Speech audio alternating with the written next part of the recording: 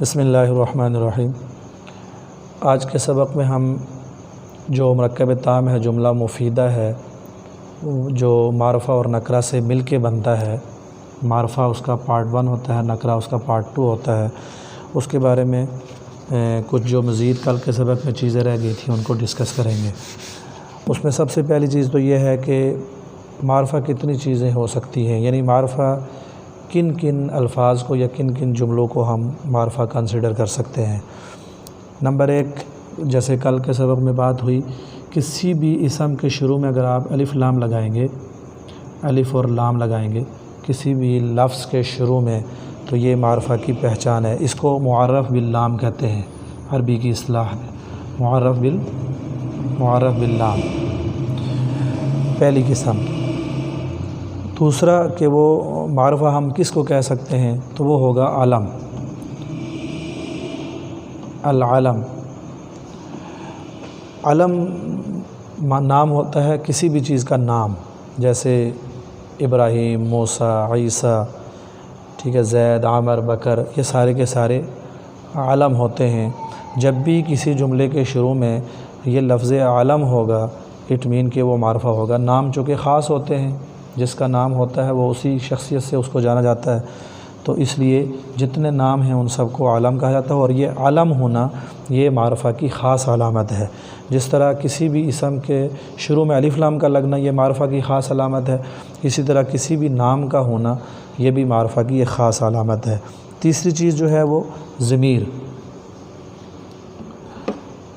ضمیر جو ہوتی ہے اس کی آگے تفصیل آ جائے گی ضمائر کی، کہ یہ تقریباً 70 ضمیریں ہوتی ہیں، اور جن میں سے بہت زیادہ جو مشہور ہوتی ہیں وہ ضمیر متصل ہے اور ضمیر منفصل ہے۔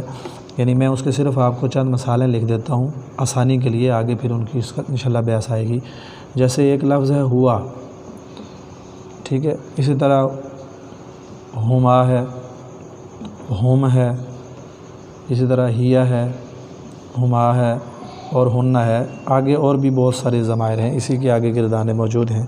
تو ضمیر کا ہونا، جب بھی کسی بھی لفظ کے شروع میں ضمیر آئے گی یا کسی جملے کا آغاز ضمیر سے ہو رہا ہوگا، جیسے قرآن میں بھی ہے هو اللہ الذی لا الہ الا هو، تو هو اللہ سے اس آیت کا آغاز ہو رہا ہے۔ یہ آیت ضمیر آپ کو پتہ ہے کہ وہ لفظ کہ کسی نام کو ہٹا کر اس کی جگہ اس ضمیر کو لگایا جاتا ہے، اور یہ ضمیر جو ہے یہ اس نام کی طرف اشارہ کر رہی ہوتی ہے۔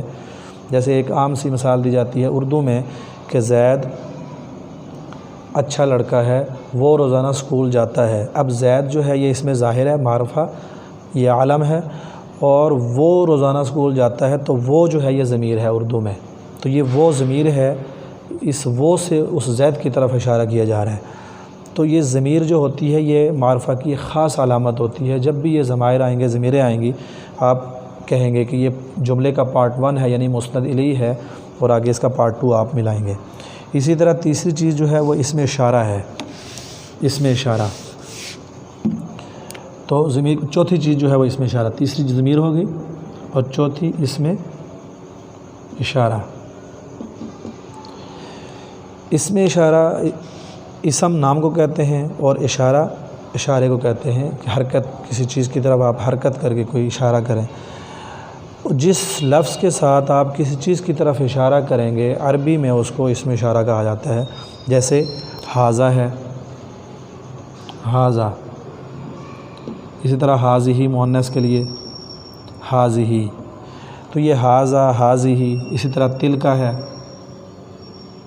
تلک، ذالک ہے، ذالک الکتاب لا ریب فیہ، ٹھیک ہے۔ تو یہ اور بھی ہیں، اولئک علی ھدی من ربہم، اللتی، الذین، اللاتی، اللواتی، تو بہت سارے یہ اس کی ضمائر ہیں۔ تو اس میں اشارہ جس کے ساتھ آپ کسی چیز کی طرف اشارہ کرتے ہیں، جیسے آپ کہتے ہیں ما ھذا، یہ کیا ہے، تو آپ کہیں گے ھذہ مصاحہ، یہ ڈسٹر ہے، یہ جھاڑن ہے۔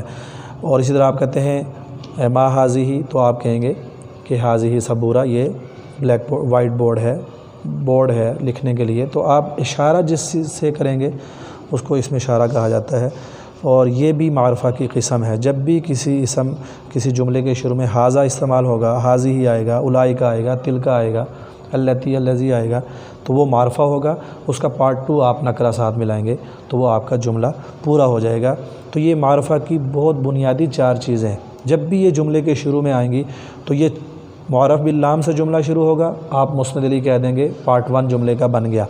علم نام آ جائیں گے کسی بھی چیز کا، اور وہ علم جو ہے یہ بھی معرفہ ہوگا اور یہ جملے کا پارٹ 1 ہو جائے گا۔ اسی طرح ضمیریں آئیں گی، ہوا، ہماورہ، یہ بھی پارٹ 1 ہوگا۔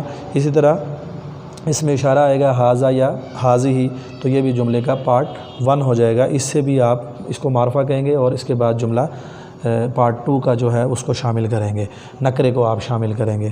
تو ان چاروں کے ہوتے ہوئے آپ جملے کا ایک حصہ بنا رہے ہوتے ہیں، اور دوسرا حصہ جو بھی لگائیں گے آپ، ظاہر اگر ہاذا ہے تو مشار الیہ لگائیں گے، اور ہوا ہے تو اس کی ضمیر آگے، اس ضمیر کا جو مرجع ہے آپ اس کو ذکر کریں گے، اور آگے مبتدا ہے، مسند علی ہے تو آپ اس کی خبر ذکر کریں گے۔ تو امید ہے یہ معرفہ کی جو 4 بنیادی قسمیں ہیں آپ کو سمجھ آ گئی ہوں گی۔ السلام علیکم ورحمۃ اللہ۔